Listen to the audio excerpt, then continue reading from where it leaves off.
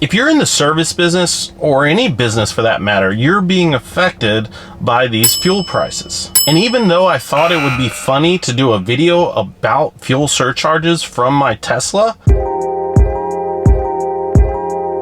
it's not just fuel. In fact, all commodities are surging and some are even hitting all-time highs. I did a video back in December about how inflation was coming and how you should be prepared because there wasn't going to be any going back once it started. Most of us did a price increase at the beginning of the year to try to offset some of these price increases that we're seeing through fuel, parts, labor, everything. But fuel has gone up another 30% from January to March. Do you really want to do another price increase?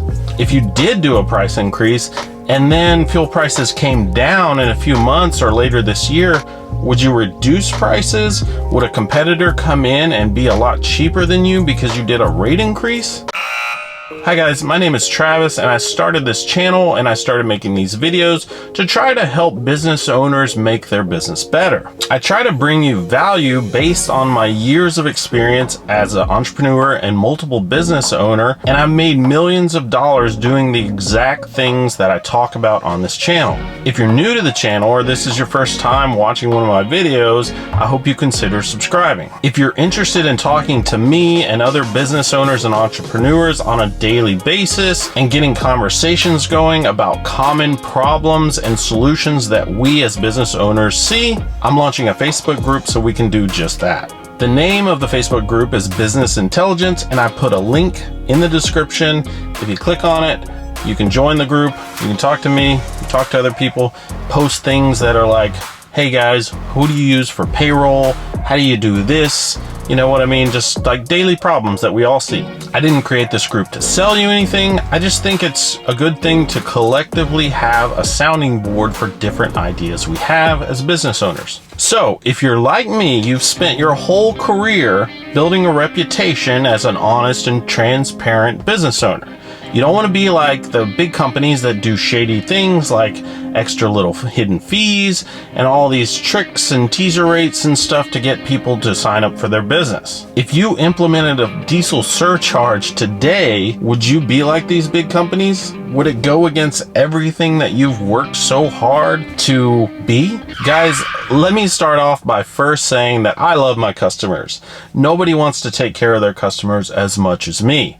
But if you based all of your operations strictly on what customers told you, they would always tell you to be cheaper. They would tell you to be cheaper and cheaper and cheaper. And if you were free, they would tell you that you should pay people to use your service. They would do it right up until the point that you went bankrupt. In business, it's up to you as the business owner to make the hard decisions that have to be made to keep your business solvent and healthy and avoid all the noise that you're going to hear. My company implemented a price increase on our rate in January to offset all the cost increases that we've been seeing.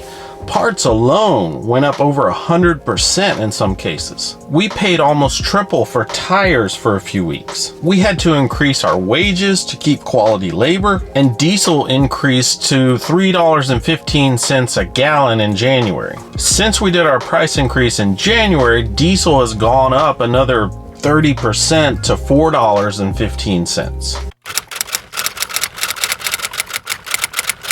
So we're talking about a 30% increase to my second biggest cost in about 3 months. I'd like to thank governments around the world for collectively printing trillions of dollars while simultaneously shutting down supply chains and creating huge inflationary pressures across the whole globe. That's sarcasm. So here's the problem. I don't really want to raise rates again. We bill quarterly, and back-to-back rate increases is not really what I want to do. If I raise my rate again and then fuel prices go down in a few months, I'm gonna be charging too much and a competitor could come in and take a bunch of my customers. But if countries start banning Russian oil, the price of fuel could go up another 30, 40, 50% almost overnight. So for me, there's just too many unknowns. And something like a diesel fuel surcharge offers some flexibility so that over the next year, I can kind of navigate what's happening here and adjust as needed And if the price goes down a little bit, I lower the surcharge. And if it goes up, I raise the surcharge, and it keeps me whole. So let me say first off, a diesel surcharge is not meant to be a profit center. It's just meant to offset the extra cost that you're incurring. When a company sets a rate, it's based on current conditions.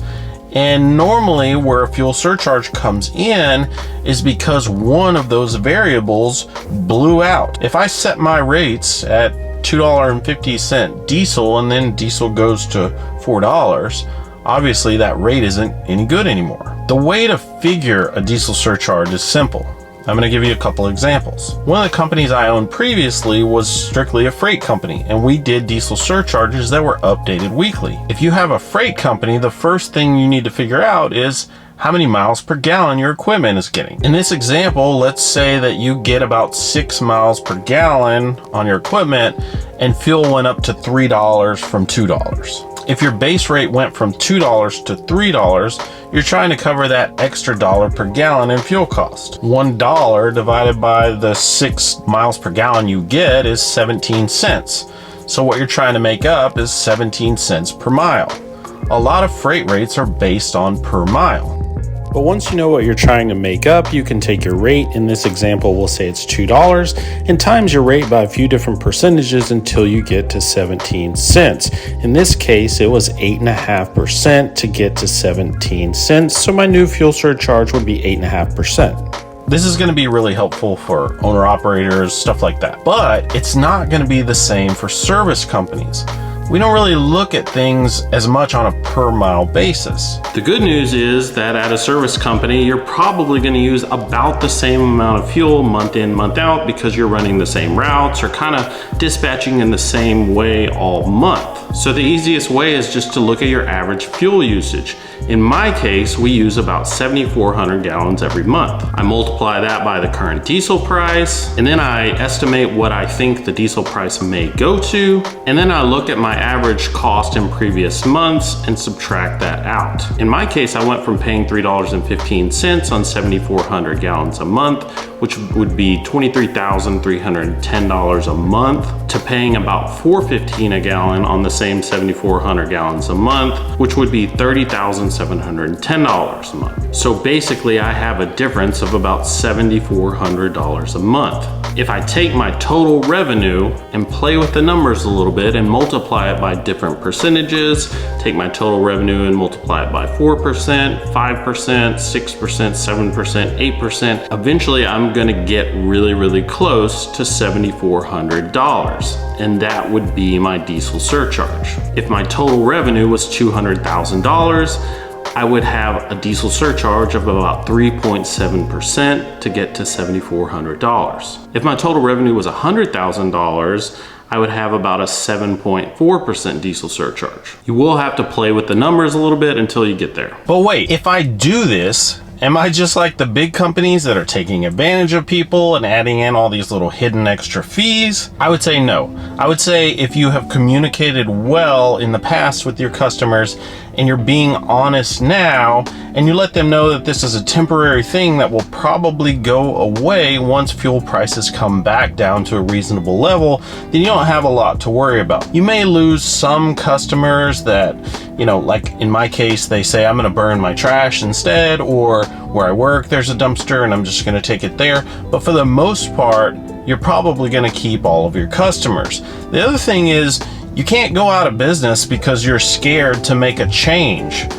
If you look on Facebook or social media right now, you're gonna see that everybody is posting memes about the fuel price and they're making jokes about it. I saw something the other day where a guy said that he wrecked his car, and when the adjuster came out, he wouldn't give him the final estimate until he found out if the fuel tank was empty or full because it made such a huge difference.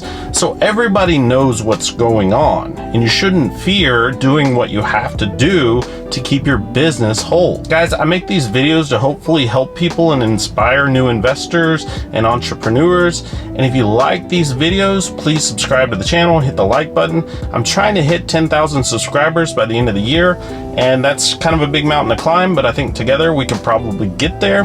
And I'll see you soon in the next video right here.